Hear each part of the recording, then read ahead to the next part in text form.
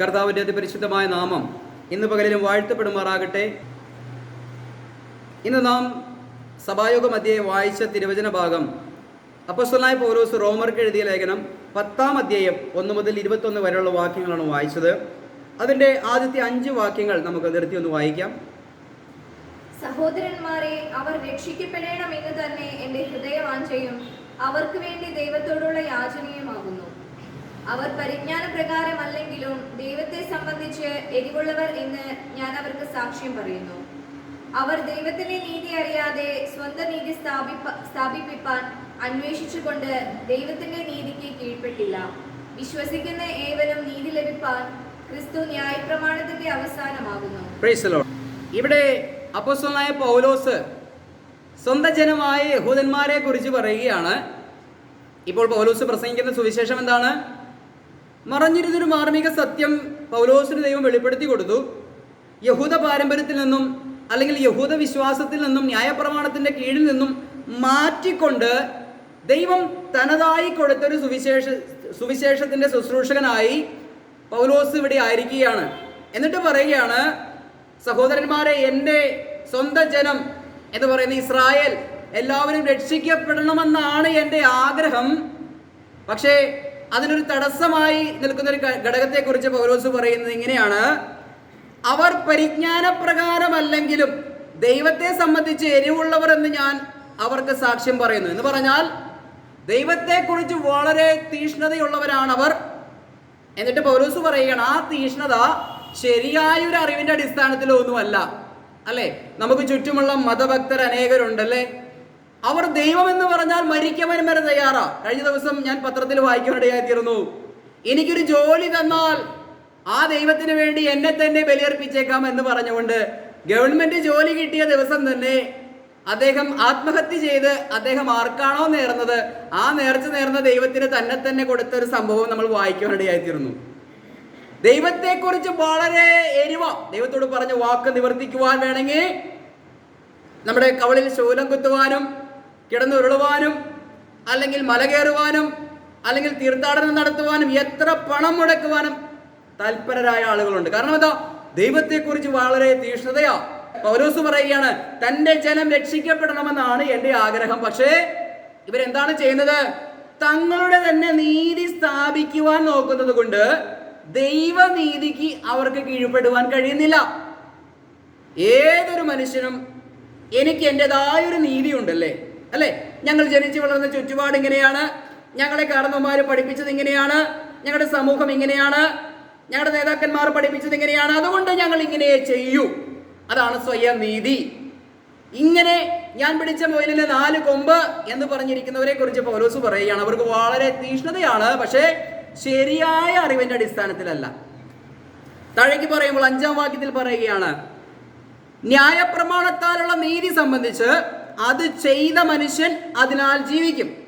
2 തരം നീതിയെക്കുറിച്ച് പിന്നീട് പൗലോസ് പറയുകയാണ്. ഒന്ന്, ന്യായപ്രമാണം സംബന്ധിച്ചുള്ള നീതിയെ സംബന്ധിച്ച് പറയുകയാണ്. അതായത് മോശയിലൂടെ ദൈവം കൊടുത്ത ന്യായപ്രമാണ സംബന്ധമായിട്ടുള്ള ഒരു നീതിയുണ്ട്.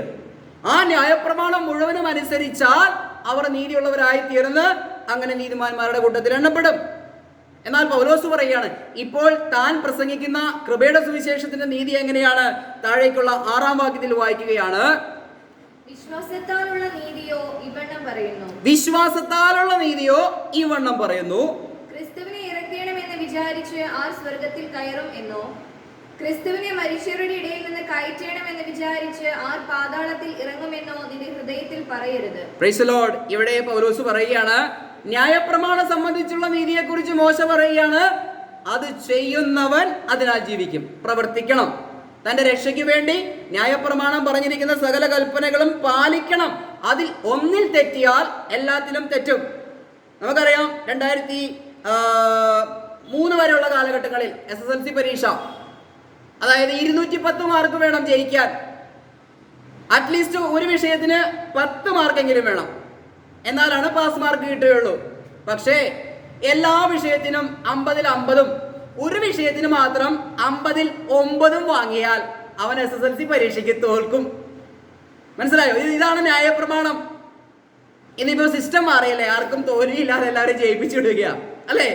അപ്പൊ ഇതിന് രണ്ടിനും വ്യത്യാസമുണ്ടല്ലേ അല്ലെ? പണ്ടത്തെ ആ ഒരു പഠന രീതിയും ഇപ്പോഴത്തെ ഒരു പഠന രീതിയും വ്യത്യാസമുണ്ട്. അതുപോലെ തന്നെ ന്യായപ്രമാണം സംബന്ധിച്ച് പറയുകയാണ്, ഒന്നിൽ തെറ്റിയാൽ 99 ഓക്കെ ആക്കി 100ാമത്തെ കാര്യം തെറ്റിച്ചാൽ അവൻ നീതിമാനായി തീരുകയില്ല, അവൻ പാപിയായി തീരും, ദൈവസന്നിധിയിൽ അവൻ അംഗീകരിക്കപ്പെടുകയില്ല. അത് മോശയുടെ നിയമമാണ് എന്ന് പറഞ്ഞിട്ട് പറയുകയാണ്. ഈ മോശയുടെ നിയമത്തിൽ, ഈ ന്യായപ്രമാണത്തിൽ കിടന്നുകൊണ്ട് ഈ യഹൂദന്മാര് പറയുകയാണ്, ഞങ്ങൾക്കൊരു നീതിയുണ്ട് എന്ന് പറഞ്ഞ്, അല്ലെങ്കിൽ അവരുടേതായ നീതികൾ. കർത്താവ് ഈ ഭൂമിയിൽ വന്നപ്പോൾ അവരുടെ പല നീതികളെയും ചോദ്യം ചെയ്തു അല്ലേ? നിങ്ങൾ അപ്പനമ്മമാരെ ബഹുമാനിക്കണമെന്ന് വചനത്തിൽ രേഖപ്പെടുത്തി വെച്ചിരിക്കുന്നു. എന്നാൽ നിങ്ങൾ പറയുകയാണ്, അപ്പനമ്മയ്ക്കുള്ളത് പള്ളിയിലേക്ക് വഴിപാടായി കൊടുത്തു എന്ന് പറഞ്ഞാൽ പിന്നെ അപ്പനമ്മനെ നോക്കണ്ട. ഇതാണ് അവരുടെ നീതിയായിരുന്നത്. പക്ഷേ കർത്താവ് അതിനെ ചോദ്യം ചെയ്തു അല്ലെ? ദൈവം കൊടുത്ത പല നിയമങ്ങളും അവര് മിസ്യൂസ് ചെയ്തപ്പോൾ കർത്താവ് അവരെ മടക്കി കൊണ്ടുവരാൻ ശ്രമിച്ചു. പക്ഷേ അവരുടെ ആ ജീവിത സാഹചര്യത്തിൽ ഉടലെടുത്ത ഒരു സ്വയനീതീകരണം, മനസ്സിലായോ? സ്വന്തം നീതി സ്ഥാപിക്കാൻ നോക്കിയത് കൊണ്ട് അവർക്ക് ആ രക്ഷയിലേക്ക് കടക്കാൻ കഴിഞ്ഞില്ല. എന്നാൽ ഇവിടെ പൗലോസ് പറയുകയാണ്, വിശ്വാസത്താലുള്ള നീതിയോ. വിശ്വാസത്താലുള്ള നീതി എന്ന് പറഞ്ഞാൽ എന്താണ്? ന്യായപ്രമാണം കൂടാതെ കർത്താവായ യേശു ക്രിസ്തു എന്റെ പാപത്തിന് വേണ്ടി മരിച്ചു, അടക്കപ്പെട്ടു, ഉയർത്തെഴുന്നേറ്റു എന്നുള്ളതിൽ വിശ്വസിക്കുമ്പോൾ ഈ വിശ്വാസത്താലുള്ള നീതി സംബന്ധിച്ചോ എന്താണ് പറയുന്നത്? ക്രിസ്തുവിനെ ഇറക്കണമെന്ന് വിചാരിച്ച് ആർ സ്വർഗത്തിൽ കയറുമെന്നോ, ക്രിസ്തുവിനെ മരിച്ചവരിൽ നിന്ന് കയറ്റണമെന്ന് വിചാരിച്ച് ആർ പാതാളത്തിൽ ഇറങ്ങുമെന്നോ നിങ്ങൾ ഹൃദയത്തിൽ പറയരുത്. അയ്യോ, ഞാനെനിക്ക് രക്ഷപ്പെടണമെങ്കിൽ ഇനി ആരാ സ്വർഗത്തിൽ കർത്താവിനെ കൊണ്ടുവരുന്നത്, അല്ലെങ്കിൽ ഇനി താഴേക്ക് ഇറങ്ങി എങ്ങനെയാണ് കാര്യങ്ങളൊക്കെ ചെയ്തത് എന്നിങ്ങനെ വലിയ ഭാരിച്ച കാര്യങ്ങളൊന്നും നിങ്ങൾ ചിന്തിക്കേണ്ട എന്ന് പൗലോസ് പറയുക. എന്ന് പറഞ്ഞാൽ ന്യായപ്രമാണവും നിങ്ങൾ ഫോളോ ചെയ്ത് അതിന്റെ ഭഗീരഥ പ്രയത്നം കഴിച്ചിട്ടൊന്നും വേണ്ട, നിങ്ങൾ ഭാരിച്ച കാര്യങ്ങളൊന്നും ചിന്തിച്ചിട്ട് വേണ്ട ദൈവരക്ഷ ഏറ്റെടുക്കാൻ. വിശ്വാസത്താലുള്ള നീതി സംബന്ധിച്ചോ എന്താ പറയുന്നത്? താഴേക്ക് അതിന്റെ 8ാം വാക്യം വായിക്കാം. എന്നാൽ അത് എന്ത് പറയുന്നു? വചനം നിനക്ക് സമീപമായി നിന്റെ വായിലും നിന്റെ ഹൃദയത്തിലും ഇരിക്കുന്നു, അത് ഞങ്ങൾ പ്രസംഗിക്കുന്ന വിശ്വാസ വചനം തന്നെ. Price the Lord. അത് പറയുകയാണ്, വചനം നിങ്ങൾക്ക് സമീപസ്ഥമാണ്. നിങ്ങൾ ഇങ്ങനെ ഓടി നടന്ന് ദൈവങ്ങളെ തേടി നടക്കണ്ട, ദൈവത്തെ തേടി നടക്കണ്ട. വചനം നിങ്ങൾക്ക് സമീപസ്ഥമാണ്. ഇന്നത്തെ കാലത്ത് കുറച്ചുകൂടി കൂടുതൽ അത് ഈ പറഞ്ഞ വാക്യം ഈ തലമുറയിൽ ഒന്നും കൂടി അത് നിവർത്തീകരിക്കപ്പെടുകയല്ലേ? പണ്ടൊക്കെ വചനം കേൾക്കണമെങ്കിൽ ഏതെങ്കിലും ആരാധനാലയങ്ങളിൽ പോകണമായിരുന്നു അല്ലേ? അത് നേതൃത്വം വഹിക്കുന്ന അല്ലെങ്കിൽ ആത്മീക ഗുരുക്കന്മാരുടെ അടുക്കൽ പോകണം, പണം മുടക്കി പോകണം അല്ലേ? ഇന്നോ വചനം നിങ്ങൾക്ക് സമീപസ്ഥം എന്ന് പറഞ്ഞാൽ വചനം നിങ്ങളുടെ പോക്കറ്റിൽ കിടക്കുകയാണ്. ആ മൊബൈൽ ഒന്ന് എടുത്ത് സെർച്ച് ചെയ്ത് ഏത് മെസ്സേജ് വേണമെന്ന് സമീപത്തിരിക്കുക വചനം അല്ലേ? ഇതിന് വല്ല പാടുണ്ടോ? ഇങ്ങനെ എടുത്ത് 3ാമത്തെ കുത്തിന് നമ്മൾ ഉദ്ദേശിക്കുന്ന പ്രസംഗം നമ്മുടെ കയ്യിൽ കിട്ടും. വചനം നമുക്ക് സമീപസ്ഥമാ. എന്നിട്ട് പറയുകയാണ്, അതു ഞങ്ങൾ പ്രസംഗിക്കുന്ന വിശ്വാസ വചനം തന്നെ. വിശ്വാസ വചനം എന്ന് പറഞ്ഞാൽ എന്താ? കേൾക്കുമ്പോൾ വിശ്വസിക്കേണ്ടതായ ഒരു വചനം. അത് പറയുമ്പോൾ അത് കേൾക്കുവാൻ അത് നിങ്ങൾക്ക് സമീപസ്ഥമാണ്. അതുകൊണ്ട് നിങ്ങൾ ഭാരിച്ച കാര്യങ്ങളൊന്നും ചിന്തിച്ച് അയ്യോ ഞങ്ങൾ എങ്ങനെ രക്ഷിക്കപ്പെടും, അയ്യോ ഞങ്ങൾ എവിടെ പോയാലാണ് രക്ഷിക്കപ്പെടുക, ഇന്ന സ്ഥലത്ത് പോയാൽ രക്ഷിക്കപ്പെടാൻ പറ്റുമോ, ഇന്ന ദേവദാസന്റെ അടുക്കൽ പോയി കഴിഞ്ഞാൽ അവന്റെ ഉപദേശം കേട്ടാൽ ശരിയാകുമോ, ഇതൊന്നും ചിന്തിച്ച് നമ്മൾ വിഷമിക്കേണ്ട. ദൈവത്തിന്റെ വചനം ഇന്ന് നമ്മുടെ ഭാഷയിൽ എഴുതി തന്നിരിക്കുകയാണ്. ഒരു 10-60 വർഷങ്ങൾക്ക് മുൻപായിരുന്നുവെങ്കിൽ നമ്മുടെ കയ്യിൽ ബൈബിൾ ഒന്നും ഉണ്ടായിരുന്നില്ല. ആരെങ്കിലും പറഞ്ഞത് കേട്ടത് വേണം നമുക്ക് വിശ്വസിക്കാനും. അത് നുണയാണെങ്കിലും നേരാണെങ്കിലും അങ്ങനെയാണല്ലോ.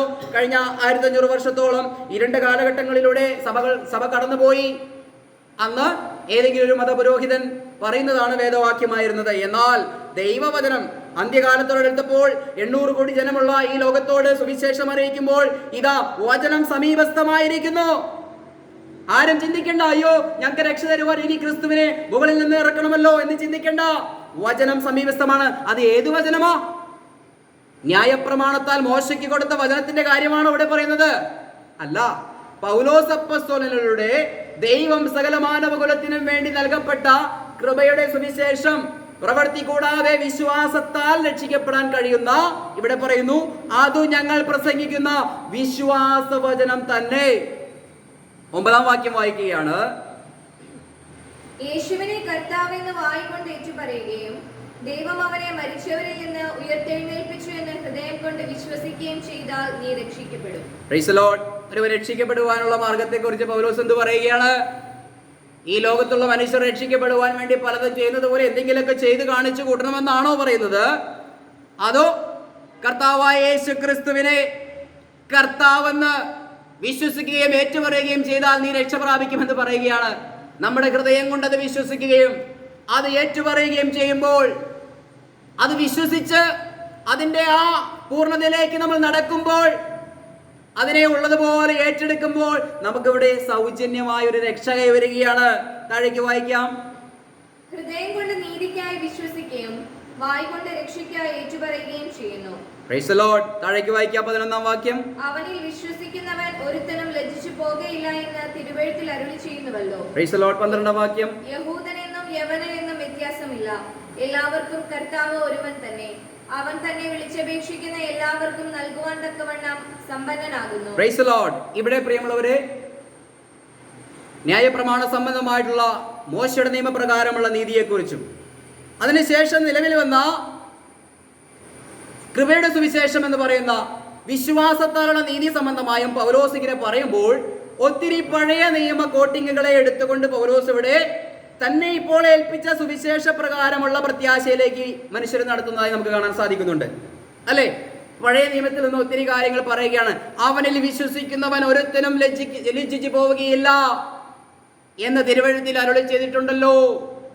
താഴേക്ക് വായിക്കുമ്പോൾ ഒത്തിരി കാര്യങ്ങൾ യെശയ്യാ പ്രവാചകൻ പറഞ്ഞതും അല്ലെങ്കിൽ പ്രവാചകന്മാർ പറഞ്ഞതുമായിട്ടുള്ള അനേകം കാര്യങ്ങൾ, അല്ലെ? അവരുടെ നാദം സർവ്വഭൂമിയിലും അവരുടെ വചനം ഭൂതലത്തിന്റെ അറ്റത്തോളവും പരന്നു എന്ന് സങ്കീർത്തനം 19-4 വാക്യമൊക്കെ ഉദ്ധരിച്ചുകൊണ്ട് പൗലോസ് ഈ കൃപയുടെ സുവിശേഷത്തെ ഉറപ്പിക്കുകയാണ്. എന്ന് പറഞ്ഞാൽ പ്രവാചകന്മാർ മുഖാന്തരം മുൻകൂട്ടി കർത്താവാണ് സകലരുടെയും ദൈവമെന്ന് പറഞ്ഞിട്ടുണ്ട്. പക്ഷേ ന്യായപ്രമാണ സംബന്ധമായി യഹൂദൻ രക്ഷയിലേക്ക് കടന്നു വന്ന് ആ പദ്ധതിയിലൂടെയുള്ള രക്ഷയിലേക്ക് പോകണമായിരുന്നു. പക്ഷേ പോകാതെ വന്നപ്പോഴാണ് പുതിയൊരു സംവിധാനം, ക്രിസ്തുയേശുവിലെ വിശ്വാസത്താൽ നീതീകരിക്കപ്പെടുന്ന ഒരു സംവിധാനം ദൈവം കൊണ്ടുവന്നിട്ട് ഇവിടെ പൗലോസിലൂടെ പ്രസംഗിക്കുകയാണ്. ആ പഴയ നിയമത്തിൽ പറഞ്ഞിരിക്കുന്ന ആ രക്ഷയെക്കുറിച്ചും അല്ലെങ്കിൽ പ്രവാചകന്മാരിലൂടെ പറഞ്ഞിരിക്കുന്ന പല കാര്യങ്ങളെയും എടുത്തു ഉദ്ധരിച്ചിട്ട് പറയുകയാണ്. ഇവിടെ ഇതാ, ഈ വിശ്വാസത്തിന്റെ വചനം വിശ്വസിക്കുന്നവർക്ക് അതെല്ലാ നീതികളും ന്യായപ്രമാണത്തിന് കീഴിൽ നിന്നുകൊണ്ടല്ല നമ്മളിതെല്ലാം പാലിക്കുന്നത്, അനുസരിക്കുന്നത്, കൃപയ്ക്ക് കീഴിൽ നിന്നുകൊണ്ട് കൃപയ്ക്ക് കീഴിലേക്ക് വരുമ്പോൾ ദൈവം പറഞ്ഞ എല്ലാ വ്യവസ്ഥകളും അംഗീകരിച്ച് മുന്നോട്ട് പോവുകയാണ്. Price the Lord. അവിടെ പരിച്ഛേദനം വേണമായിരുന്നു, ഇവിടെ കൈകൊണ്ടല്ലാത്ത ഒരു പരിച്ഛേദനം. അവിടെ ജലസ്നാനം ആവശ്യമായിരുന്നു, ഇവിടെയോ സാക്ഷാൽ ദൈവം തമ്പുരാൻ തന്നെ നടത്തുന്ന സ്നാനം. പ്രിയമുള്ളവരെ, ഇന്നും ലോകം മുഴുവനും യഹൂദൻ പറയുന്നത് പോലെ സ്വന്തം നീതി സ്ഥാപിക്കുവാൻ നോക്കിക്കൊണ്ട് ജലസ്നാനത്തിന് കൂടുതൽ ഊന്നൽ കൊടുത്തുകൊണ്ട് പറയുന്ന, രക്ഷയ്ക്ക് വേണ്ടി നിങ്ങൾ ജലസ്നാനം സ്വീകരിച്ചാലേ നിങ്ങൾക്ക് രക്ഷയുള്ളൂ എന്ന് പറയുന്നവരുണ്ട്. എന്നാൽ നമ്മൾ പറയുകയാണ്, ക്രിസ്തുയേശുവിലെ വിശ്വാസത്താൽ ദൈവത്തിന്റെ ആത്മാവിനാൽ നമുക്ക് സ്നാനം ലഭിക്കുകയാണ്. ഈ സ്നാനം ആരാ നടത്തുന്നത്? ഇത് നമ്മുടെ കർത്താവായ യേശു ക്രിസ്തുവാണ് പരിശുദ്ധാത്മാവിനാൽ നമ്മെ സ്നാനം കഴിപ്പിക്കുന്നത്. അപ്പോൾ മനുഷ്യനാൽ നൽകപ്പെടുന്ന ജലസ്നാനത്താലുള്ള രക്ഷയാണ് നമുക്ക് വേണ്ടത്, അതോ കർത്താവ് നേരിട്ട് പരിശുദ്ധാത്മാവിനാൽ സ്നാനം നടത്തി നമ്മളെ ക്രിസ്തുവിന്റെ ശരീരമാകുന്ന സഭയോട് ചേർത്ത് നമ്മളെ റാപ്ചറാക്കി കൊണ്ടുപോകുന്നതാണോ നല്ലത്? ശ്രേഷ്ഠമായത് എന്താണ്? Price the Lord. അല്ലെ? അതുകൊണ്ടാണ് പറയുന്നത് മഹത്വമേറിയ സുവിശേഷം, അല്ലെ? ഇവിടെ പറയുകയാണ്, പൗലോസ് പറയുകയാണ്, എൻ്റെ സ്വന്തം ജാതിയെ ഏത് വിധേനയും രക്ഷിച്ചെടുക്കുവാൻ വേണ്ടി താൻ ശ്രമിക്കുകയാണ്. ഇനിയിപ്പോൾ അവരിൽ അസൂയ ഉണർത്തിക്കൊണ്ടാണെങ്കിൽ പോലും, എന്ന് പറഞ്ഞാൽ എന്താ അർത്ഥം? യഹൂദന് കൊടുത്ത രക്ഷയെ തിരസ്കരിച്ച് മാറ്റി നിർത്തിയിട്ടാണ് ദൈവം ഇപ്പോൾ ഒരു രക്ഷാമാർഗം കൊടുത്തിരിക്കുന്നത്. അപ്പോൾ യഹൂദൻ നോക്കുമ്പോൾ പൗലോസിലൂടെ അനേകം ജാതികൾ രക്ഷിക്കപ്പെട്ട് കടന്നു വരികയാ. അപ്പോൾ യഹൂദൻ ഇങ്ങനെ ചിന്തിക്കുക, ശേടാ, നമ്മുടെ നാട്ടിലൊരു ചൊല്ലുണ്ടല്ലോ, തെങ്ങും ചാരി നിന്നവൻ പെണ്ണും കൊണ്ടുപോയില്ലേ, അല്ലേ? എടാ, അതിലെതിലെ കറങ്ങി തിരിഞ്ഞ് ദൈവമില്ലാതെ നടന്നിരുന്നവർ ക്രിസ്തുവിന്റെ ശരീരമാകുന്ന സഭയോട് ചേർന്ന് സ്വർഗത്തിലേക്ക് പോകാൻ പോകുന്നു. ഈ വലിയ ന്യായപ്രമാണവും നീതിയും ഒക്കെ സ്ഥാപിച്ചിരുന്ന ഞങ്ങളോ ഇപ്പൊ പുറത്തു നിൽക്കുകയാ. അപ്പോൾ അവർക്ക് സ്വാഭാവികമായിട്ടൊരു അസൂയ വരുമല്ലേ, ഷെടാ, എനിക്ക് കിട്ടേണ്ട ഈ മഹാഭാഗ്യം ജാതികൾക്ക് പോകുന്നു, കർത്താവേ ഞങ്ങളോട് ക്ഷമിച്ച് ഈ രക്ഷ ഞങ്ങൾക്കും തരണമേ എന്നുള്ളൊരു അസൂയ നിമിത്തമെങ്കിലും ഈ രക്ഷയിലേക്ക് കടന്നു വരുവാൻ പൗലോസ് ആഗ്രഹിക്കുക. Price the Lord. നമുക്കും നമ്മുടെ ചുറ്റുമുള്ളവരെ ഒന്ന് അസൂയപ്പെടുത്താമല്ലേ? ഇതാ ഞങ്ങൾ സ്വർഗത്തിലേക്ക് ഫ്രീ ആയി പോകാൻ പോവുകയാ. നിങ്ങൾ UK ലണ്ടനിലൊക്കെ പോയി നടന്നോ, 8-10 ലക്ഷം രൂപയ്ക്ക് കൊടുത്ത് അങ്ങോട്ട് പൊക്കോ. ഇത് പറയുമ്പോൾ ആരെന്നെ തെറ്റിദ്ധരിക്കരുത്. നിങ്ങൾ പോകുന്നവർ പോയിക്കോ, അധ്വാനിക്കുന്നവർ അധ്വാനിച്ചോ. അത് ദൈവസഭയ്ക്കും കുടുംബത്തിനും സമൂഹത്തിനും ഒക്കെ നന്മയാണ്. പക്ഷേ എവിടെയായിരുന്നാലും ആ ഉന്നത കാഴ്ചപ്പാട് നമുക്ക് വേണം, അല്ലെ? ഈ ഉന്നത കാഴ്ചപ്പാടില്ലാത്ത ജാതീയ ലോകത്തോടാണ് ഞാൻ പറയുന്നത്. നിങ്ങളുടെ പ്രത്യാശ മുഴുവനും നിങ്ങളുടെ മക്കളെ നല്ല നിലയിൽ എത്തിച്ച് അക്കരെ കടത്തണം. ഏതക്കരെ? അന്യ രാജ്യത്തെത്തിക്കണം, അല്ലെ? എന്നാൽ നിങ്ങളൊന്ന് കൊതിച്ചോ, ഞങ്ങളെല്ലാവരും സ്വർഗത്തിലേക്ക് പോകാൻ പോവുകയാണ്. അതിന് ഞങ്ങൾക്ക് 10 പൈസയുടെ ചെലവുമില്ല. കർത്താവ് ഞങ്ങളെ രൂപാന്തരപ്പെടുത്തി ഞങ്ങൾ കൊണ്ടുപോകാൻ പോവുകയാ. ഞങ്ങൾ സ്വർഗത്തിൽ പോകാൻ പോവുകയാ. നിങ്ങൾ കൊതിച്ചോ? അങ്ങനെ ചിന്തിക്കുമ്പോൾ അവർക്കൊരു ചിന്ത വരണ്ടേ, ചേടാ ഇവര് ഫ്രീ ആയിട്ട് സ്വർഗത്തിൽ പോകുമോ? ഞങ്ങൾ ഇത്ര കഷ്ടപ്പെട്ട് ബുദ്ധിമുട്ടി വല്ല 50, 60, 70 വർഷം ജീവിക്കുവാൻ വേണ്ടിയുള്ള ചുറ്റുപാടുകൾ നോക്കുമ്പോൾ ഇവര് നിത്യമായി സ്വർഗത്തിലേക്ക് പോകുവാൻ ഒരു വഴി നോക്കുന്നുവോ? ആഹാ, അങ്ങനെ ഇപ്പൊ നിങ്ങൾ മാത്രം പോകണ്ട, ഞങ്ങളും കൂടെ വരാം എന്നെങ്കിലും ഉള്ളൊരു ചിന്താഗതിയിൽ ഈ വചനം ഒന്ന് പരിശോധിക്കുവാനും കർത്താവിൽ വിശ്വസിക്കുവാനും കഴിഞ്ഞാൽ പൗലോസ് എന്താ പറയുന്നത്?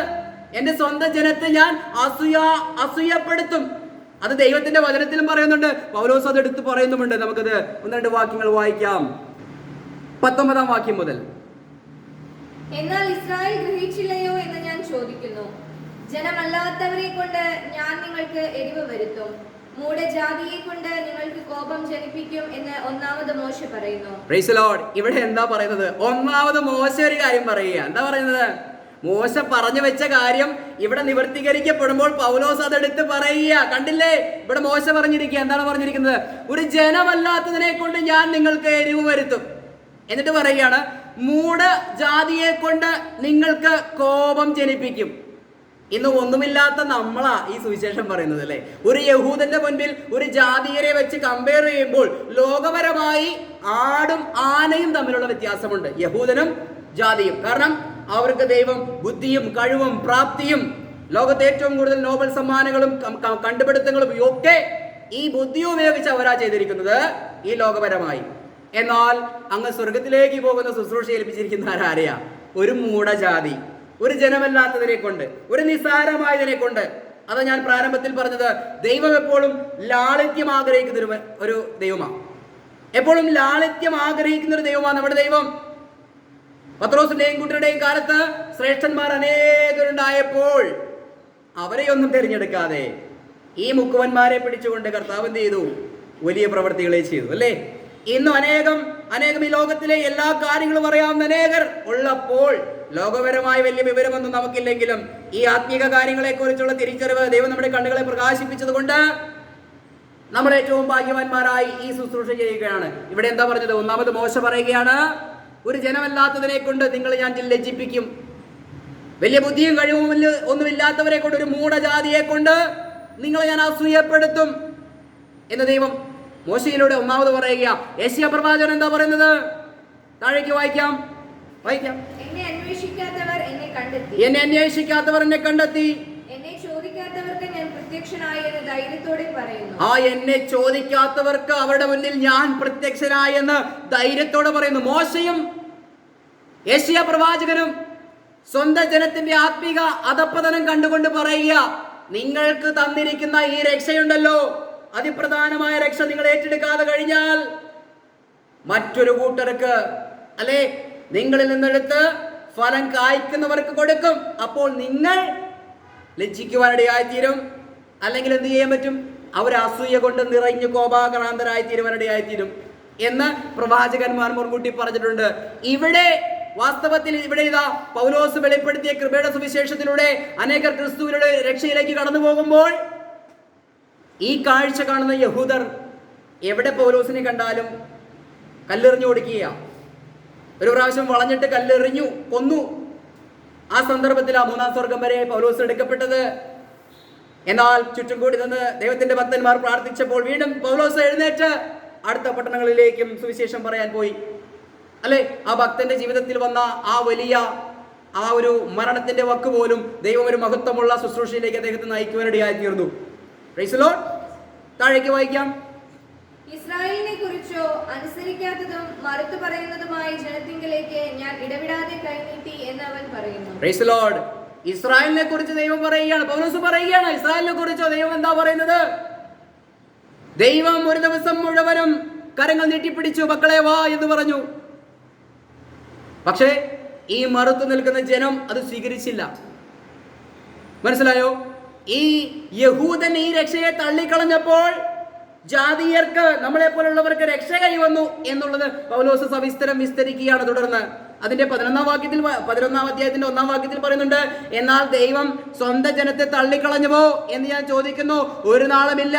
ഞാനും ഇസ്രായേലിനല്ലോ, അബ്രാഹത്തിന്റെ സന്തതിയിൽ ബെന്യാമിൻ ഗോത്രത്തിൽ ജനിച്ചവൻ തന്നെ എന്ന് പറഞ്ഞുകൊണ്ട് പൗലോസ് താഴേക്ക് പറയുകയാണ്. 6-ാം വാക്യത്തിലേക്ക് പറയുകയാണ്, അങ്ങനെ ഇക്കാലത്തിലും കൃപയാലുള്ള തിരഞ്ഞെടുപ്പിൻ പ്രകാരം ഒരു ശേഷിപ്പുണ്ട്. കൃപയാലെങ്കിൽ പ്രവൃത്തിയാലല്ല, അല്ലെങ്കിൽ കൃപയല്ല. അപ്പോൾ ഇത്രയും നേരം നമ്മൾ പറഞ്ഞെന്താ? യഹൂദനെ ദൈവം തള്ളിക്കളഞ്ഞു, നമുക്ക് രക്ഷ തന്നു. അപ്പൊ നമുക്കൊരു ചിന്തയുണ്ട്, ചേടാ എന്നേക്കുമായി ഈ യഹൂദനെ തള്ളിക്കളഞ്ഞിരിക്കുകയാണോ? അപ്പോൾ പൗലോസ് പറയുകയാണ്, അങ്ങനെ എന്നേക്കുമായി ദൈവം അവരെ തള്ളിക്കളഞ്ഞിരിക്കുകയല്ല. ഈ കാലഘട്ടത്തിലും യഹൂദനെന്നോ യവനെന്നോ സ്ത്രീയെന്നോ പുരുഷനെന്നോ വ്യത്യാസം കൂടാതെ ആർക്ക് വേണമെങ്കിലും രക്ഷയിലേക്ക് കടന്നു വരാം.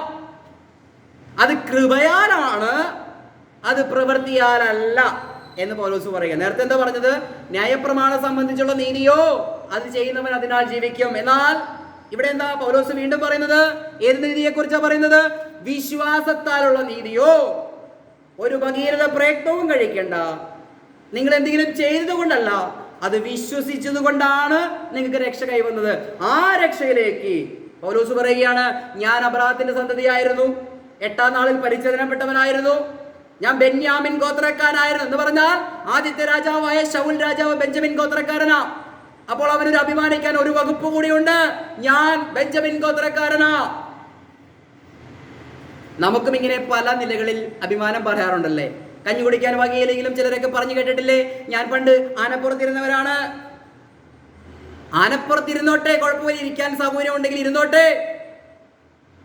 ആനപ്പുറത്തിരിക്കുന്ന കാര്യമല്ല പറയുന്നത്, താഴേക്ക് ഇറങ്ങി വരുന്ന ഒരു കാര്യത്തെ കുറിച്ചാണ് പറയുന്നത്. Price the Lord. ഇവിടെ പറയുകയാണ് യഹൂദൻ ആനപ്പുറത്തിരുന്നവരാ.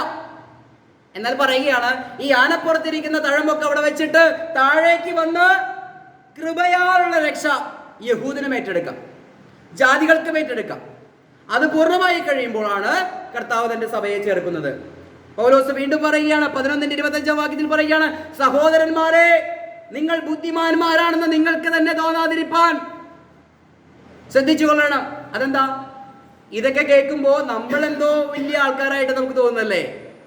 യഹൂദനെ തള്ളിക്കളഞ്ഞ് ദൈവം നമുക്ക് നിത്യരക്ഷ തന്നിരിക്കുക, ഈ സ്വർഗത്തിലേക്ക് നമ്മൾ ഫ്രീ ആയി പോകാൻ പോവുക, ദൈവം നമ്മെ തിരഞ്ഞെടുത്ത് ക്രിസ്തുവിനെ ശരീരമാക്കി തീർത്തിരിക്കുക എന്നൊക്കെ പറയുമ്പോൾ നമുക്ക് അറിയാതെ ഒരു അഹങ്കാരം.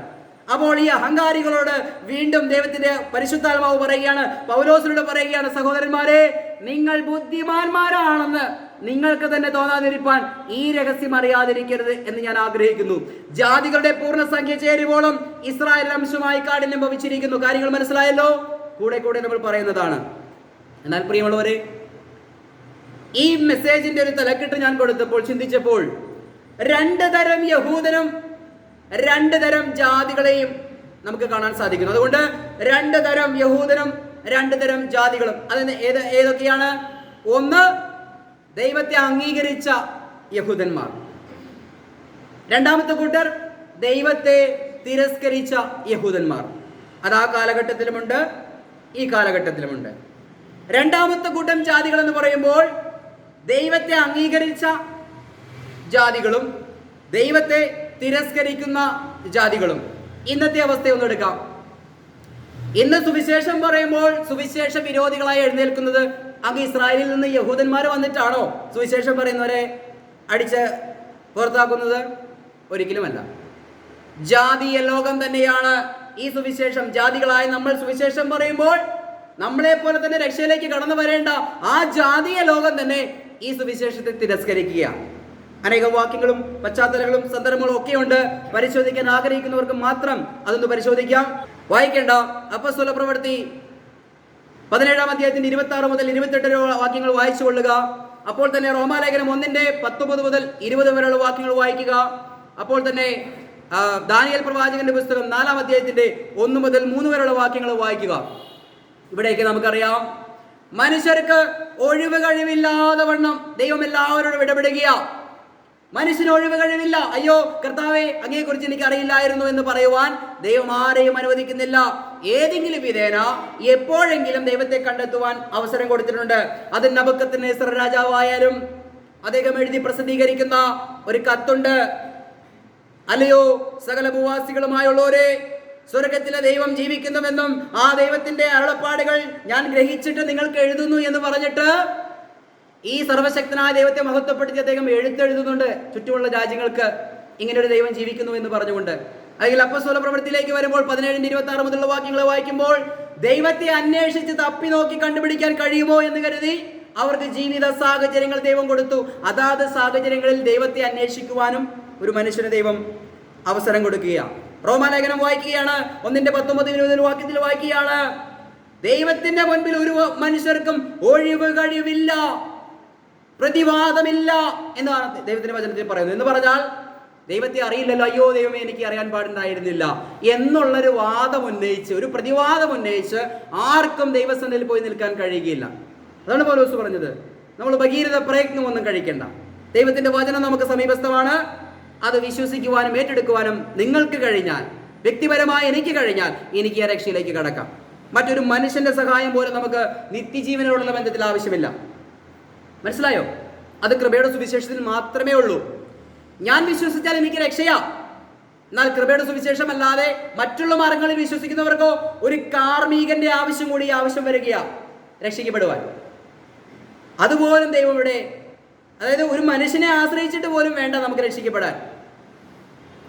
ഞാൻ വിശ്വസിച്ചാൽ എനിക്ക് ദൈവത്തിന്റെ ആത്മാവിനാൽ കർത്താവ് തന്നെ നമ്മെ സ്നാനം കഴിപ്പിച്ച് രക്ഷയിലേക്ക് കടത്തുകയാണ്. പ്രിയമുള്ളവരെ, ലാസ്റ്റ് ഭാഗത്തിലേക്ക് കടന്നു വരികയാണ്. 2 കൂട്ടം യഹൂദനുണ്ടെന്ന് നമ്മൾ ചിന്തിച്ചു, 2 കൂട്ടം ജാതികളും. ഒന്ന്, രക്ഷ സ്വീകരിച്ച് വന്നിരിക്കുന്ന നമ്മളെ പോലുള്ള ജാതികൾ. ഈ നാൾ ഇത് പറയുമ്പോൾ അത് തിരസ്കരിക്കുന്ന മറ്റൊരു കൂട്ടം ജാതികളുടെ നടുവിലാണ് നമ്മളായിരിക്കുന്നത്. അതിന്റെ അന്ത്യകാലത്തിലേക്ക് വരുമ്പോൾ, അല്ലെങ്കിൽ ഞാൻ മെസ്സേജിന്റെ അവസാന ഭാഗത്തേക്ക് വരികയാണ്. നമുക്കറിയാം 1 തിമോത്തിയോസ് 4:1 വാക്യത്തിൽ ഇങ്ങനെ പറയുന്നുണ്ട്, ലേറ്റർ ടൈം എന്ന് പറഞ്ഞാൽ അവസാന നാളുകളിൽ, ലോകത്തിന്റെ അന്ത്യത്തോടടുക്കുമ്പോൾ വിശ്വാസം ത്യജിക്കുമെന്നാണ് ദൈവത്തിന്റെ വചനം പറഞ്ഞിരിക്കുന്നത്. അന്ത്യകാല അഭിഷേകമൊന്നുമല്ല ഉണ്ടാകാൻ പോകുന്നത്. നമ്മൾ പാട്ടെല്ലാം കേട്ടിട്ടുണ്ടല്ലേ, അന്ത്യകാല അഭിഷേകം. നല്ല രസമാ പാട്ടൊക്കെ പാടി. ആ പാട്ടിൽ നിന്ന് ലോകത്തുള്ള എല്ലാ മേഖലകളിലും പാടുന്നുണ്ട്, ശരിയാണ്. പക്ഷേ അന്ത്യകാലത്ത് ഒരു അഭിഷേകമല്ല ഉണ്ടാകാൻ പോകുന്നത്. ലേറ്റർ ടൈം, അന്ത്യകാലത്ത് വിശ്വാസം ത്യജിക്കും. അതിനിടയിലുള്ള അപകടം മനസ്സിലാക്കി നമുക്ക് തന്നിരിക്കുന്ന ഈ രക്ഷ ഏറ്റെടുക്കുക എന്നുള്ളതാണ് അതിപ്രധാനമായ ഒരു കാര്യം. റോമാലേഖനം 11-ാം അധ്യായത്തിന്റെ 21-22 വാക്യങ്ങൾ നമുക്കൊന്ന് വായിക്കാം. അവിശ്വാസത്താൽ അവ ഒടിഞ്ഞുപോയി, വിശ്വാസത്താൽ നീ നിൽക്കുന്നു. ഞെളിയാതെ ഭയപ്പെടുക. സ്വാഭാവിക കൊമ്പുകളെ ദൈവം ആദരിക്കാതെ പോയെങ്കിൽ നിന്നെയും ആദരിക്കാതെ വന്നേക്കും. ആകയാൽ ദൈവത്തിന്റെ ദയയും ഖണ്ഡിതവും കാണുക. വീണവരിൽ ദൈവത്തിന്റെ ഖണ്ഡിതവും, നിന്നിലോ നീ ദയയിൽ നിലനിന്നാൽ ദയയും തന്നെ, അല്ലെങ്കിൽ നീയും ഛേദിക്കപ്പെടും. Price the Lord. ജാതീയ ലോകത്തോടുള്ള വലിയൊരു മുന്നറിയിപ്പാണത്. Price the Lord. ഇവിടെ പറയുകയാണ്, ഞെളിയാതെ ഭയപ്പെടുക. സകല മാനവകുലത്തോടും അല്ലെങ്കിൽ ജാതികളോട് പറയുകയാണ്. പൗലോസ് പറയുകയാണ് 11:13 പറയുകയാണ്, ജാതികളായ നിങ്ങളോട് ഞാൻ പറയുന്നത് ജാതികളുടെ അപ്പോസ്തലനായിരിക്കുകയാൽ എന്ന് പറഞ്ഞ് ജാതീയ ലോകത്തോട് പറഞ്ഞ് താഴേക്ക് വരികയാ. എന്നിട്ട് പറയുകയാണ്, സ്വാഭാവിക കൊമ്പുകളെ ദൈവം ആദരിച്ചില്ല. എങ്ങനെ? ഇസ്രായേൽ എന്ന് പറയുന്ന സ്വന്തം ജനത്തെ ദൈവത്തെ തിരസ്കരിച്ച് കളഞ്ഞപ്പോൾ അവരെ ആദരിക്കാതെ ആ കൊമ്പ് ദൈവം വെട്ടിക്കളഞ്ഞു. എന്നിട്ടാണ് ആ രക്ഷ നമുക്ക് തന്നത്, അല്ലേ? അപ്പൊ നമ്മളോട് പറയുകയാണ്, ജാതീയ ലോകത്തോട് പറയുകയാണ്, നിങ്ങൾ ഞെളിയരുത്, അഹങ്കരിക്കരുത്. സ്വാഭാവിക കൊമ്പുകൾ ഇസ്രായേലിനോട് ദൈവം ചെയ്തത് നിങ്ങൾ കണ്ടതല്ലേ? ഇത് ജാതികളോട് ചെയ്യുവാൻ ദൈവത്തിന് ഒരു മടിയും ഉണ്ടാവുകയില്ല. നിങ്ങളിത് തിരസ്കരിക്കുകയാണെങ്കിൽ നിങ്ങളെയും പരിപൂർണമായി വെട്ടിമാറ്റിക്കളയുവാൻ ദൈവത്തിന് അവകാശമുണ്ട്, ദൈവത്തിന് സ്വാതന്ത്ര്യമുണ്ട്, ദൈവത്തിന് അധികാരമുണ്ട്, ദൈവത്തിന് അതിനുള്ള കഴിവുമുണ്ട്. എന്ന് പറഞ്ഞാൽ എന്താ അർത്ഥം? ഈ സുവിശേഷം സ്വീകരിക്കുന്ന ഒരു ജാതികളുണ്ട്, അവർ രക്ഷിക്കപ്പെട്ട് ദൈവസഭയോട് ചേരുകയാണ്. ഈ സുവിശേഷം തിരസ്കരിക്കുന്ന നമുക്ക് ചുറ്റുമുള്ളൊരു ലോകമുണ്ടല്ലേ, അവരോട് ദൈവം പറയുകയാ, യഹൂദന് ചെയ്തത് നിങ്ങൾ കണ്ടില്ലേ? ഇതേപോലെ തന്നെ ഇന്ന് ഈ സുവിശേഷം തിരസ്കരിക്കുന്നവരോടും നിങ്ങളെയും വെട്ടിക്കളയുവാൻ ദൈവത്തിന് ഒരു മടിയുമില്ല എന്നാ പറയുന്നത്. അതുകൊണ്ടാണ് പറയുന്നത്, സ്വാഭാവിക കൊമ്പുകളെ ദൈവം ആദരിക്കാതെ സ്വന്തം ജനത്തെ ദൈവം വെട്ടിക്കളഞ്ഞു. പിന്നെയാണോ ജാതീയ ലോകത്തോട് ദൈവം കാണിക്കുന്നത്? പക്ഷേ അവരെക്കാൾ ശ്രേഷ്ഠമായ ഒരു സുവിശേഷം നമുക്ക് തന്നിട്ടാ ദൈവം ഇത് പറയുന്നത്. അവരെക്കാൾ അവരെ ലജ്ജിപ്പിക്കുന്ന തരത്തിൽ രക്ഷിക്കപ്പെട്ട സ്വർഗത്തിലേക്ക് പോകുവാൻ നമ്മുടെ മുൻപിലേക്ക് ഒരു പ്രയത്നവും കഴിക്കാതെയുള്ള രക്ഷ ഇറക്കി വെച്ചിട്ടാ പറയുന്നത്. അതിനെ പുറംകാലം കൊണ്ട് തട്ടിക്കളയുന്നവരോടാ പറയുന്നത്, ഞെളിയാതെ ഭയപ്പെട്ടുകൊള്ളുക. സ്വാഭാവിക കൊമ്പുകളെ ദൈവം ആദരിച്ചില്ലെങ്കിൽ നിങ്ങളെയും ദൈവം ആദരിക്കാതെ വന്നേക്കും. വെളിപ്പാട് പുസ്തകം നമുക്ക് എല്ലാവർക്കും അറിയാവുന്ന ഒരു വാക്യമാണ്. 6:9 വാക്യം അവിടെ അറിയാം. അവിടെ എന്താണ്? ഒരു പദപ്രയോഗം മാത്രം ഞാനൊന്ന് വായിച്ചു പോകാം. ദൈവവചനം നിമിത്തവും ക്രിസ്തുവിനെ പ്രതിയുള്ള സാക്ഷ്യം നിമിത്തവും ഛേദിക്കപ്പെട്ടവരുടെ ആത്മാക്കളെ കണ്ടു, രക്തസാക്ഷികളായവരെ കണ്ടു. എന്ത് നിമിത്തമാ? ദൈവവചനത്തെ പ്രതിയും തങ്ങൾക്ക് പറഞ്ഞ സാക്ഷ്യം നിമിത്തവും. ഈ ദൈവവചനത്തെ പ്രതിയും നമ്മൾ പറയുന്ന സാക്ഷ്യം മുഖേനയും നമ്മൾ മരിച്ചാൽ രക്തസാക്ഷികളായ ദൈവസന്നിധിയിൽ എത്തുകയാ. ആരാണ് നമ്മളെ കൊന്നത്? നമ്മളെ പോലെ തന്നെ രക്ഷയിലേക്ക് കടന്നു വരേണ്ട ഈ ജാതീയ ലോകം തന്നെയാണ് ഇന്ന് നമ്മളെ കൊല്ലുന്നത്. അല്ലാതെ ഇസ്രായേലിൽ നിന്ന് ആരും വന്ന് നമ്മളെ സുവിശേഷം പറഞ്ഞ് നീയാണോ എന്ന് ചോദിച്ചു കൊല്ലുന്നില്ല. ഇന്ന് നോർത്ത് ഇന്ത്യയിലും മറ്റും സുവിശേഷം പറയുന്നവരെ ഈ ജാതികൾ തന്നെയാണ് കൊല്ലുന്നത്, പള്ളികൾ കയറി ആക്രമിക്കുന്നത്. അവര് നമ്മളെ പോലെ തന്നെ രക്ഷയിലേക്ക് കടന്നു വരാൻ ദൈവം അവർക്ക് അവസരം കൊടുത്തിരുന്നു. അവർക്ക് സമീപസ്ഥമായിരുന്നു വചനം. പക്ഷെ കേട്ട വചനം അവരെന്ത് ചെയ്തില്ല? സ്വീകരിച്ചില്ല. യഹൂദനോട് ഇവിടെ പറയുകയാണ് യെശയ്യാ പ്രവാചകനും മോശയും പറയുകയാണ്, ഒരു ദിവസം മുഴുവനും ദൈവം കൈനീട്ടി പിടിച്ചു, യഹൂദൻ കൈക്കൊണ്ടില്ല, ദൈവം അവരെ വെട്ടിക്കളഞ്ഞു. 2000 വർഷമായി കൃപയുടെ സുവിശേഷം ജാതീയ ലോകത്തോടും ദൈവം കരനീട്ടി പിടിച്ചിരിക്കുക. ആർക്ക് വേണമെങ്കിലും വിശ്വസിച്ച് കർത്താവിന്റെ കരത്തിൽ പിടിക്കാം. എന്നാൽ ഇവിടെ പറയുകയാണ്, എന്താണ് പറയുന്നത്? അനുസരിക്കാത്തതും മറുത്തു നിൽക്കുന്നതുമായ ജനത്തിലേക്ക് ഞാൻ ഇടപെടാതെ കൈനീട്ടി. അനുസരിക്കാത്തതും മറുത്തു നിൽക്കുന്നതുമായ ഒരു ജനത്തിന്റെ നടുവിലേക്ക് ദൈവം കൈനീട്ടി. ആരും ദൈവത്തിന്റെ കരം പിടിച്ചില്ല. ഇവിടെ അനുസരിക്കാത്തതും ദൈവം എന്തെന്നറിയാത്തതും ദൈവമായി യാതൊരു ബന്ധമില്ലാത്തതുമായിട്ടുള്ള മനുഷ്യരിലേക്ക് ഈ രക്ഷയുടെ കരം ദൈവം നീട്ടിപ്പിടിച്ചിരിക്കുക. അത് സ്വീകരിച്ചില്ല എങ്കിൽ അവൻ ചെന്ന് പതിക്കുന്നത് എവിടെയായിരിക്കും എന്ന് പറയാമോ? ആ ചാർട്ടിൽ കാണുന്നത് പോലെ നിത്യദണ്ഡനത്തിലേക്കാണ് പോകുന്നത്, നിത്യനരകത്തിലേക്കാണ് പോകുന്നത്. അതുകൊണ്ട് പ്രിയമുള്ളവരെ, 2 കൂട്ടം യഹൂദരും 2 കൂട്ടം ജാതികളും. നമ്മൾ ഏത് കൂട്ടത്തിലാണ്? Praise the lord. രക്ഷിക്കപ്പെടുന്നവരുടെ കൂട്ടത്തിലായിരിക്കണം. നമ്മൾ രക്ഷിക്കപ്പെടുന്നവരുടെ കൂട്ടത്തിലാണ്. എന്നെ യൂട്യൂബിലൂടെ കേൾക്കുന്ന പല പ്രിയപ്പെട്ടവരുമുണ്ട്. നമ്മുടെ സഭയിൽ ചുരുക്കം പേരാണല്ലോ ഉള്ളത്. എന്നാൽ യൂട്യൂബിലൂടെ ഇതിൻ്റെ 10 മടങ്ങ് ആളുകൾ നമ്മളെ വീക്ഷിക്കുന്നുണ്ട്, ശ്രദ്ധിക്കുന്നുണ്ട്. അതുകൊണ്ട് ഈ 2 തരം രക്ഷയെക്കുറിച്ചും അല്ലെങ്കിൽ 2 തരം യഹൂദനെ കുറിച്ചും 2 തരം ജാതികളെ കുറിച്ചും, ആ യഹൂദന് വന്നത് ജാതി ലോകത്തിന് വരാതിരിക്കുവാൻ ഒരു ബുദ്ധിയുപദേശമായി ഈ വചനങ്ങളെ ഷെയർ ചെയ്യുകയാണ്. Price the Lord. ഈ വചനങ്ങളെ കേട്ട് ഏറ്റെടുത്ത് രക്ഷിക്കപ്പെടുവാൻ നമുക്കെല്ലാവർക്കും ബാധ്യസ്ഥതയുണ്ട്. മറ്റുള്ളവരോട് ഇത് പറയുവാനുള്ള ബാധ്യസ്ഥതയുണ്ട്. അല്ലെങ്കിൽ ദൈവം നമ്മോട് ചോദിക്കും എന്ന് പറഞ്ഞാൽ, എസെക്കിയേൽ പ്രവാചകനോട് ദൈവം പറയുന്നുണ്ട്, പ്രവാചക, നീ തന്റെ ജനത്തിന്റെ അകൃത്യങ്ങളെ അവരുടെ മുൻപിൽ പറയാതിരുന്നാൽ, അല്ലെങ്കിൽ ഞാൻ പറയുന്ന വചനം നീ പറയാതിരുന്നാൽ ഞാൻ നിന്നോട് ചോദിക്കും. എന്നാൽ നീ പറഞ്ഞാലോ, അവർ കേട്ടാലും കേട്ടില്ലെങ്കിലും നീ രക്ഷപ്പെടും. കേൾക്കാത്തവരെ ഞാൻ ശിക്ഷിച്ചോളാം, കേൾക്കുന്നവരെ ഞാൻ രക്ഷിക്കുകയും ചെയ്തോളാം. അതുകൊണ്ട് വചനം നമുക്ക് ലഭിച്ചിരിക്കുക അല്ലേ? അതുകൊണ്ട് റോമലേഖനം 10:16-17 വാക്യം പറയുന്നത്, നന്മ സുവിശേഷിക്കുന്നവരുടെ കാലം എത്ര മനോഹരം എന്ന് എഴുതിയിരിക്കുന്നുവല്ലോ, എങ്കിലും എല്ലാവരും സുവിശേഷം അനുസരിച്ചില്ല. കർത്താവേ, ഞങ്ങൾ കേൾപ്പിച്ചത് ആര് വിശ്വസിച്ചു എന്ന് യെശയ്യാ പറയുന്നുവല്ലോ. ആകയാൽ വിശ്വാസം കേൾവിയാലും കേൾവി യേശു ക്രിസ്തുവിന്റെ വചനത്താലും വരുന്നു. എന്നാൽ അവർ കേട്ടില്ലയോ എന്ന് ഞാൻ ചോദിക്കുന്നു. കേട്ടിരിക്കുന്നു നിശ്ചയം. അയ്യോ, ഞങ്ങൾ കേട്ടില്ലല്ലോ എന്ന് ആരെങ്കിലും പറഞ്ഞാൽ ദൈവത്തിന്റെ വചനം പറയുകയാണ്, അവർ കേട്ടിരിക്കുന്നു നിശ്ചയം. ദൈവത്തിന്റെ വചനമാ പറയുന്നത്. കർത്താവിന് ന്യായവിധി നടത്തി നരകത്തിലേക്ക് തള്ളിവിടാൻ പോകുമ്പോൾ ആരെങ്കിലും ചോദിക്കുകയാണ്, അയ്യോ കർത്താവേ, ഞാൻ അറിഞ്ഞില്ലല്ലോ. എന്ന് പറഞ്ഞാൽ ദൈവത്തിന്റെ വചനം പറയുകയാണ്, അവർ കേട്ടിരിക്കുന്നു, നിശ്ചയമായും അവർ കേട്ടിട്ടുണ്ട്, ആർക്കും ഒഴിവ് കഴിവില്ല. അതുകൊണ്ട് ദൈവസന്നിധിയിൽ ആർക്കും ഒഴിവ് കഴിവില്ലാത്തൊരു കേസാണ് നമ്മുടെ രക്ഷയോടുള്ള ബന്ധത്തിൽ, ദൈവം ഒരുക്കിയിരിക്കുന്ന ഈ രക്ഷയോടുള്ള ബന്ധത്തിൽ നാം വിശ്വസിച്ച് കർത്താവിന്റെ സന്നിധിയിലേക്ക് ആയിത്തീരുക. മനസ്സിലായോ? ഈ വചനങ്ങളാലും വാക്കുകളാലും ദൈവം നമ്മെ അനുഗ്രഹിക്കട്ടെ. കർത്താവ് എല്ലാവരെയും സഹായിക്കട്ടെ. Price the Lord.